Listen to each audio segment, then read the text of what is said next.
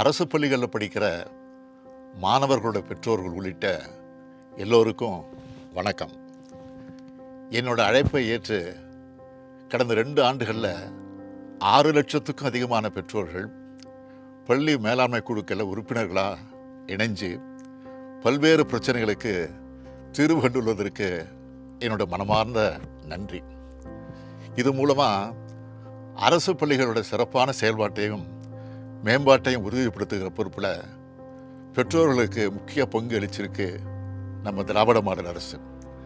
இதோட அடுத்த கட்டமாக பள்ளி மேலாண்மை குழுக்களில் இந்த கல்வியாண்டு முதல் அரசு பள்ளிகளோட விடுதிகளான முன்னாள் மாணவர்களும் இணைய இருக்காங்க. இது மூலமாக பள்ளிக்கும் பொது சமூகத்துக்கும் இடையே ஒரு நல்லிணக்கத்தை உருவாக்குறதுல பெற்றோர்கள் மற்றும் ஆசிரியர்களோட முன்னாள் மாணவர்களும் இணைஞ்சு சிறப்பாக செயல்பட இருக்காங்க.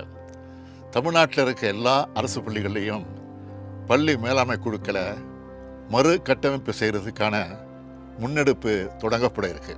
கடந்த 2 ஆண்டுகளை போலவே வருங்காலத்திலையும் தொடர்ந்து நீங்கள் அரசோடவும் அரசு பள்ளிகளோடவும் இணைஞ்சு செயல்படணும். எனவே பெற்றோர்கள், முன்னாள் மாணவர்கள் அரசு பள்ளிகள் நடக்க இருக்க மறு கட்டமைப்புக்கான கூட்டத்தில் பங்கேற்று சிறப்பாக செயல்பட்டு அரசு பள்ளிகளை செம்மையாக்கி மாணவர்கள் சேர்க்கை அதிகரிக்கணும்னு உங்களை அன்போடு அழைக்கிறேன்.